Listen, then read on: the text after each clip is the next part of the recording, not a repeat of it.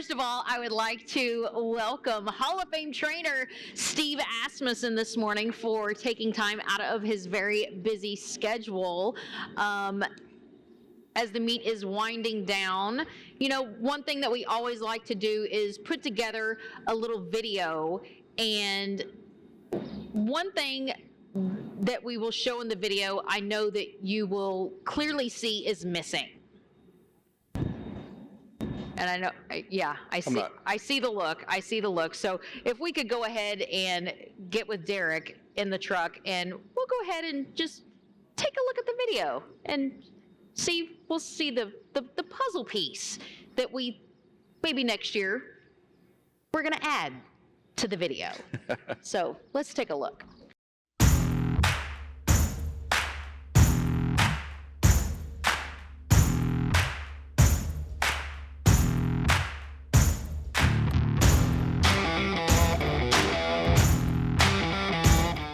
And there goes Carlin with a bold run on the outside, and Calvin Farrell threading his way through on the rail with Street Sense. They are now fourth. Another big move on the turn for the Derby winner, and the field turns for home. Hard spun, trying to gut it up, and here comes Street Sense now into the breach and on through to the lead, and Carlin's to his outside. Street Sense in front at the 8th hole. Carlin giving his all, a length and a half behind, and farther back, Carlin is third, coming up to the finish. Street Sense, here comes Carlin. Carlin surging. Street Sense in deep water. Across the goal.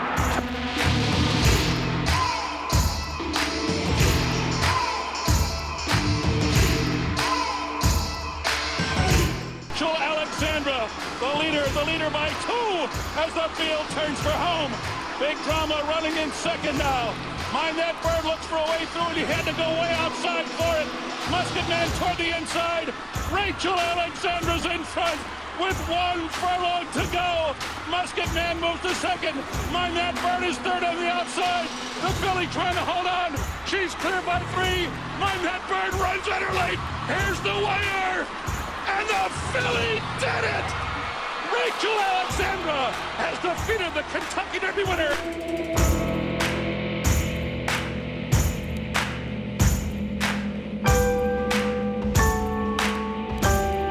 Far outside, and Creator is coming too. It is Destin in front. Creator, Lonnie on the outside. Destin and Creator, these two come down to the line together. Too close to goal. It was Creator and Destin right on the wire, and Iran Ortiz raised his whip in victory, but it is very close in the Belmont Stakes.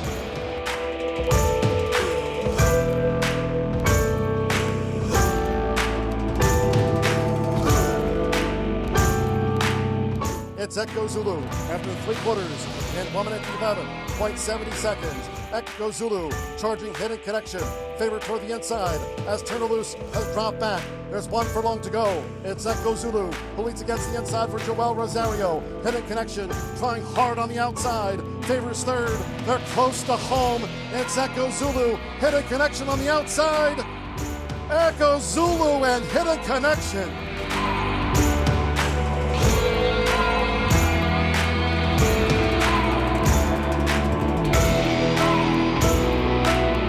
And here's a sweeping Epicenter, who's building momentum. 3/4, 1 minute 11.69 seconds. Epicenter has taken the lead for the inside Zozos and Pioneer Medina and Call Me Midnight. Coming past the 16th, it's Epicenter, who's kicked away now from Zozos. Pioneer Medina will be third best. Epicenter wins the Louisiana Derby.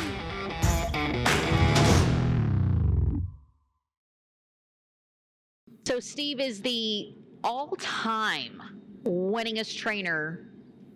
And I know Equibase just covers North America, but I feel comfortable in saying, like, globally. I'm second. Who's the first? I'm second. I don't know him, but I'm second. We're comfortable in saying North American leading. Okay, North American leading trainer.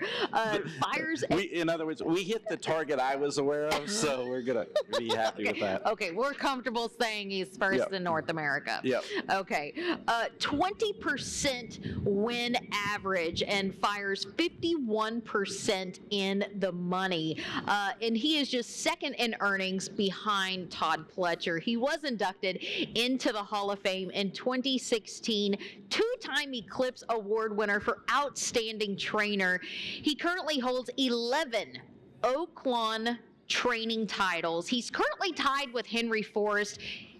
Pretty confident you're going to break that this year and earn your 12th and become the all-time winningest trainer at Oaklawn. Now, he does have 2 Kentucky Oaks wins, 2005 with Summerlee, and then in 2014 with Untappable. Now, it's interesting that both of those were owned by Winchell Thoroughbreds, and I think it's very coincidental, well, they're one of your biggest clients, that Echo Zulu, who we saw in the Oaks down at Fairgrounds, is owned in partnership with Winchell Thoroughbreds, also with L&N Racing. Now, she is champion 2-year-old filly, winner of the Breeders' Cup Juvenile Filly, undefeated in 5 starts. What does it take to keep a horse at that level undefeated, healthy, happy?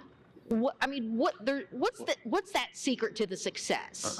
Their ability. We're just, we've been given all kinds of accolades, but it is the horses that have done all the work. And Echo Zulu is a perfect example of that. Just, an outstanding filly, 2-year-old champion, and 4 runs in her 2-year-old year and 3 Grade 1 victories. And the Kentucky Oaks will be her toughest test to date. Mile and an eighth is a long ways for a little filly in stature, but she's all heart and undefeated going in. And as you mentioned, Winchell's, and we've had some success in the Oaks, so we would love that to continue. Now, she does have a very impressive amount of natural speed. Going into the Oaks that particular week, I know there's so much pomp and circumstance in the barn area on the front side. What's going to kind of be her schedule? What do you do to kind of keep everything kind of calm and to keep everything chill? She's an excitable filly. I mean, she knows who she is. She's very physical. She's done really well since she went to Churchill. She's scheduled to work in the morning, and it'll be her most serious move or her quickest time workout going into the Oaks. But love how she's doing. Was there for her work last Sunday, and she's as good as she's ever been, and if not better, but she'll need to be. Your 2-year-old form, if you don't improve, is not good enough for your 3-year-old year, but she's given us all the indications that she's ready for this. Now, I know this is like a super popular question, and every trainer just kind of like, I don't know. It looks like it's going to be a very big field for the Oaks. Where would you like to see her post position-wise, given the amount of speed that she does have? Well, I think the important part on that will probably be the crowd. For the Oaks and the Derby, it's not something they've ever seen before. Right. It'll be their first time. I think ideally for her, if we're running 14 as expected in the Oaks, I would want her to be 6 or 7, so she'd be second or third, fourth last to load, not have to stand there too much, because with that many eyes on you, as important as it is, everybody, they can feel the intensity of it. So you would want to make the circumstances as easy for her as possible. Now, I read somewhere that when you go places and people find out you're a horse trainer but don't know who you are, which I find that hard to believe, they ask if you've won the Kentucky Derby. Which my answer is no. Of all the records I have, this is not the one I like. The most starts in the Derby without a victory. And that's 0 for 23. Yeah, 0 for 23. So. But I think it should be pointed out that Todd Pletcher saddled 24 before winning his first Derby with Super Saver in 2010. So maybe it's lucky number 24. Well, being involved in the Derby. I'm trying to say glass half full here, Yeah, Steve. exactly. Being involved in the Derby, it's more an event than a race. Yeah. I felt that we've had incomparable horses. Curlin was third in it. The fact, can't imagine him getting beat. Gunrunner was third in it. But horses that went on to be Horse of the Year, Right. and proved. But the Derby itself is an event, and we feel extremely confident about our chances this year. Would not want to trade places with anybody. Having Epicenter going into the race off how fast he's run recently, how well he's run at 1 mile and 3/16, this being the first time to go to 1 mile and a quarter, but all indications are positive, and we're probably the readiest we've ever been for the Derby. Interesting. Now, he has had 2 runner-up finishes, Nero in 2011, and then looking at Lee in 2017. Interestingly, Epicenter, who he mentioned that was also in the Louisiana Derby, owned by Winchell Thoroughbreds, won 4 of 6, earning just over $1 million in that Louisiana Derby. Was that race kind of a good lesson for him as he kind of took off the early speed and kind of learned to rate a little bit? Well, it worked out that way. Yeah. You're very happy with the results in the Louisiana Derby. On paper, the Risen Star was a more competitive race, with Zandan Happy Smile in the race.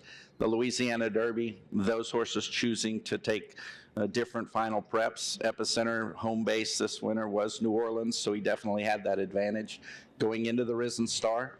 Back in the Louisiana Derby, at that stage, most all of the preps had been won gate to wire fashion. Right. And it appeared that the front would be occupied, and Joel took that opportunity to get him to settle, and I thought that he did. The horse tugged pretty hard in the previous, in his previous race, so it was wonderful to see him relax and come home the way that he did. But as always, expecting 20 runners in the Kentucky Derby, you want him to break well and get a nice spot, but the fact that he has proven he doesn't have to have the lead is very comforting. And do you think it's that going into that, well, not only the walkover, the paddock, the post parade, there's so much more than just the race itself. Do you think going into the race, what needs to happen with him on race week? Well, he needs to keep his composure. I mean, it's more eyes are on you there than they've ever had, and that is part of the process. And he'll have to accept it and be able to perform at his best under those circumstances. He's been stabled at Churchill, going on right at a month already. So he's had plenty of time to take in the surroundings without all the people. From this week forward, the people will start adding up. So I think that the horse physically and mentally is doing extremely well. He's a very physical individual. He'll be on his toes, but he's used to that. I mean, he's definitely walks out in the morning ready to do something physical. So I think that he's prepared for it. Well, certainly since his win in the Louisiana Derby, the chatter on him has increased exponentially. Some horses have kind of waned off of the talk, but his seems to have risen very, very much so, and you like to think that's in your favor. Well, absolutely. I think that the very comfortable thing for us and stuff is the fact that his speed or the races that he's run have incrementally gotten faster, and which I think is ideal. We talked about your 2-year-old form isn't good enough to win 3-year-old races. Right. And he is an example of a horse that has matured and developed and gotten faster as the races have stretched out at the right time. So we're extremely comfortable with that, in the fact that he's headed in the right direction, and we feel that he's setting on the race of his life. Now, I know you mentioned Gunrunner and Curlin, but now kind of in the moment, looking at Epicenter and what he has accomplished, do you consider him maybe your best Kentucky Derby contender? to date? I think that from in black and white, if it's written down, he's running faster going into the Kentucky Derby than the other two horses were. You know, he had won his preps in a faster time than they were going into the race. So I think that it's easy to see why everybody likes him. Now, obviously, the Kentucky Derby is a very, very special day for the sport, but also for the fans at every level. You've celebrated it numerous times. What's your favorite part about that particular day? Because it's a long day. It's a very, very long day. I think it, you know, the countdown starts the day after it. It's gotten to that point, you know, where you're always thinking about it and stuff, but the excitement and the walkover, and then for me, 0 for 23, and the disappointment of walking back is, it feels like the walkover takes 3 strides and the walk back takes 3 days, you know? So it's trying to, it's the excitement building up to it is, well, I guess, can't be said any different than I'm just too stupid to give up, you know? But I want to be a part of it, and it's so exciting right now to think about what's on our plate and how close we are to it. Now, you're extremely hands-on, probably one of the more hands-on trainers that I've seen during my time. You lead horses over yourself, wear the groom smock, school horses yourself. Has there been a Kentucky Derby contender that you have led over yourself? Well, it's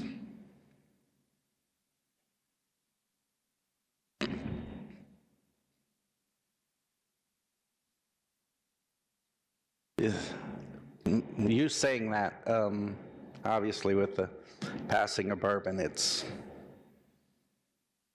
but separate from that, being hands-on, that's why you do it. You know, it's not that you have to or they need you to, it's you want to. Yeah. And I have been given tremendous amount of accolades and, you know, blessings with what we've accomplished in this. But the part that since I went by 9,446, when you have that target at it, you're focused on that and you're aimed at it. But, you know, being fortunate enough to reach your goal, it has caused me to look back and appreciate so much that we've been given. And it's all been, I've said it several times, you know, these horses can do something for us we can't do for ourselves. And so I've really tried to take the opportunity to, you're referring to Jackie's Warrior and Clariere and stuff. When you know, Jackie's Warrior with his win last week in the Count Fleet, right, became the first horse from the 2018 foal crop to win 8 graded stakes worldwide. I mean, just to have the opportunity to be hands-on, or it's not your hands-on, it's you get to touch them. I want to take advantage of that. I mean, those once-in-a-lifetime horses, and I don't want that to go away or not take advantage of the opportunity I have. And we extend our sympathies of that passing as well, because I know, like I said, how hands-on you are. You're probably one of the most hands-on horsemen. Well, you're on it might be selfish, you know, as far as you say hands-on and stuff. I want the opportunity to. I think it's the opposite of selfish. To handle those horses, I want the memory of it, you know. For Kirk and Judy Robeson to run Jackie's Warrior this year, you know, in this climate, it's just so rare. He was the Eclipse champion last year. He's a stallion. His value is far more off the racetrack than you can on the racetrack. So they gave up money to allow us to run him another year. Well, who wouldn't want to take advantage of that? Well, for you to want to be as hands-on as you are, I think it's the opposite of selfish. The clear opposite of selfish. Well, I want to make the most of the fact that they're here. And I think that's a wonderful thing, and I don't think enough trainers do that, to be quite honest. If they had jackies for you, they would. But yeah, it's selective, to say the least. One thing about the Derby that I think is going to be probably different this year, do you feel it's going to be overshadowed by all of the drama and the negativity from last year? Not for the participants. I mean, Yeah. when you're, They're gonna drink and party I can only speak from Yeah. where we're at, and what we're dealing with is two amazing horses in Echo Zulu and Epicenter, and the chance that you're concentrating on being prepared for every single possible scenario that may come about, and you're caught up in the moment of running the horse and the excitement of it. Nothing will be taken away from it from my perspective, that's for sure. Are you going to lead over Epicenter? No, I'm not. No, I'm not. I Well, keep saying it. you But who knows, right? No, I'm not. One of my favorite things, though, and I think it may have gotten retired in Dubai, was your tan suit. Was it Dubai that it got retired? No, it got retired in the Pegasus. In the Gunrunner, Pegasus. That run and stuff. That's So explain suit- to everybody, Well, because that suit's legendary. It should be hanging in the legendary. Hall of Fame. Right. I'm in sports. Superstitions. I mean, It's true. The suit got retired because you could hold it up and see through it. It had been to the dry cleaners so much. You can get those things relined. I'm just saying. Yeah, it wasn't even in the same shape it started out with and stuff. I think one arm was about 4 inches longer than the other and stuff. But yeah, the pant legs weren't even. But no, there was a couple worn through spots, so it was lined. Okay, It was a little dangerous. A wardrobe malfunction that did not need to be seen. Through Gunrunner and that incredible run that he gave us and stuff, it needs in a shadow box somewhere. That's what it needs. I love that. Yeah. But moving onward to today, because this is another very special day. On days like this, your barn operates like a well-oiled machine.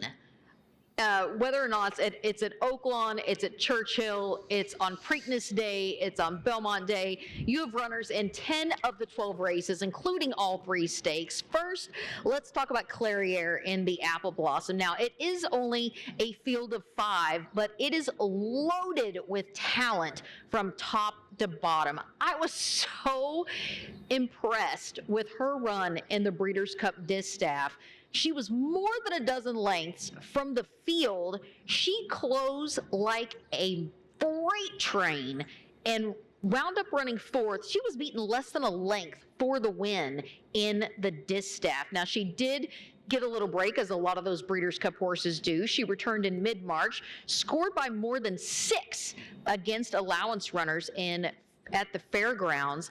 Now, she's never been off the board in 7 outs at the distance of 1 mile and a 16th.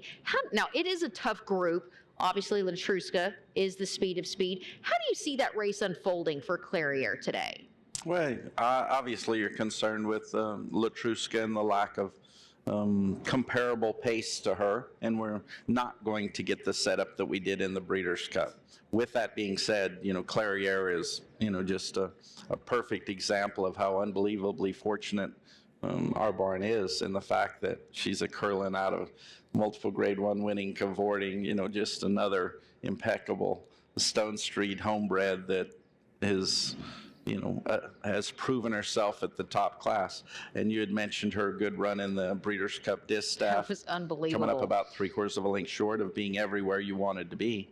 Gave her a break back at Stone Street in Ocala with Ian Brennan, and she came back in fresh and ready to go. And we loved the results of her first race and are unbelievably fortunate and proud to have her to run in the Apple Blossom. But as you mentioned, only 5 runners, but as good a group of mares as you could possibly assemble. Now, the next stakes is the Oaklawn Stakes. It's kind of wide open event. Steve is represented with 2 in there. Stablemate Stellar Tap and Long Crow, who will be putting on blinkers. The whole field, I believe, is testing 1 mile and an 1/8 for the first time. Stellar Tap does have stakes experience, running 2 back in the Rebel. Long Crow making the stakes debut. Now, how do you, when you have 2 in there, talk about how you see that race unfolding. Well, as you mentioned, it's the whole group's first time at 1 mile and an 1/8, and they complement each other, or more importantly, don't get in each other's way. You know, Stellar Tap has found tremendous amounts of traffic in his race. It's probably by his own doing. But at 1 mile and an 1/8, I'm hoping he's a way cleaner and has a much freer run than he's had in 2 of his last 3 races. And then Long Crow, finally an opportunity to run him at a distance that I think will show his best side. He has not run as fast as several of the horses in the race, but he definitely needs more ground in all of his races. Now, the coup de grace for the older boys is the Oaklawn Handicap. You send out the 2021 Arkansas Derby winner Superstock, co-owned by your dad. Huge family affair here last year. Exits a 4th in the Grade 2 New Orleans Classic at the distance. And I got a pic from your mom celebrating their 61st wedding anniversary on April 18th. Talk about Superstock, because that's a really competitive race. Well, it is. I believe he's the longest price in the field. As you mentioned, a very competitive running of the Oaklawn Handicap, but we're just trying to draw in a little more super stock magic. You know, which he's known to do. Exactly. You know, his super stock winning 2-year-old stake with my oldest son, me and Julie's oldest son, on him at Lone Star during the pandemic year was as exciting and as wild as it could possibly get. And then, as you mentioned, his win here last year in, his upset victory, definitely wasn't favorite, probably 4th choice that day in the Arkansas Derby last year. So we're just trying to surprise him again, and we know that Superstock will do his best, and he's training beautifully here. So now you mentioned your son being aboard Superstock. Horse racing is very generational. Steve's family has been involved for quite some time. Obviously, growing up in the industry, he has 3 sons. What's it like to have your sons learning the ropes from you? Is it stressful? Is it empowering? What's that like? It's as good as it gets. I've his good friend told me I hit life's lottery, as far as who my parents are and growing up in that circumstance. My mom's a horse trainer, my dad was a jock, and been fortunate enough to be involved in horse racing every day of my life. And then for Julie, my wife, and the boys to be such a huge part of it, and to share these successes, and together it means everything. And I'm amazed at how much more the boys know than I did at the same time. I mean, I'm just really. It truly is, and for them to be so involved and to care about it, and we.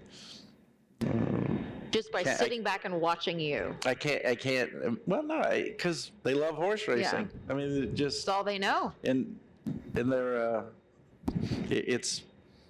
I'm extremely curious. My hesitation is to see where they take it, because they definitely seem to be ahead of where I was at the same time. So Robert Yates, who is our amazing note writer, he actually texted me and said, could you please, since he's your guest, do me a favor, get a couple of quotes from Mr. Asmussen on Cogburn, who looks to be a standout in next week's Bachelor. He debuted at Saratoga, favored in all 3 starts, fast, sharp comeback winner earlier in the meeting. What are your thoughts on Cogburn?